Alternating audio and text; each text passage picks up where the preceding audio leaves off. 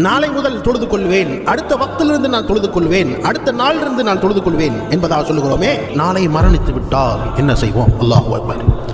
நாளை வந்து விட்டதற்கு பிறகு நம்முடைய மௌத்து வந்து விட்டது என்பதாக சொன்னால் என்ன செய்ய போகிறோம்? கபரில் மலக்குமார்கள் கேள்வி கேட்பார்களே, அந்த கேள்விக்கு என்ன பதில் சொல்ல போகிறோம்? அல்லாஹு அக்பர். மறுமை நாளில் முதல் கேள்வியாக தொழுகையை பற்றி நான் விசாரிக்கப்படுமே, அந்த நேரத்தில் நம்ம என்ன பதில் சொல்ல போகிறோம்?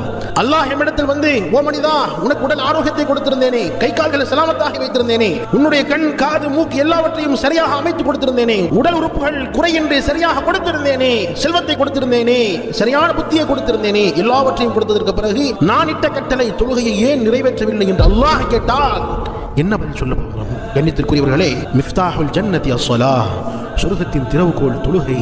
தொழுகையில் தான் வெற்றி இருக்கிறது. நபிகள் நாயகம் ஸல்லல்லாஹு அலைஹி வஸல்லம் அவர்கள் இறுதி நேரம் வரை தொழுகை தொழுகை, அஸ்ஸலாஹ் அஸ்ஸலாஹ் அஸ்ஸலாஹ், என்னுடைய உம்மத்தை சார்ந்தவர்களே தொழுகையில் கவனமாக இருங்கள், தொழுகை ஒருபோதும் விட்டு விடாதீர்கள் என்பதாக ரசூல் ஸல்லல்லாஹு அலைஹி வஸல்லம் அவர்கள் சொன்னார்களே. தொழுகை சரியாக தொழுக வேண்டும், தொழுகைகளை சரியாக தொழுக முயற்சிக்க வேண்டும். அல்லாஹ் நம் அனைவருக்கும் சரியாக தொழுகக்கூடிய பாக்கியம் தந்தருள்வானாக.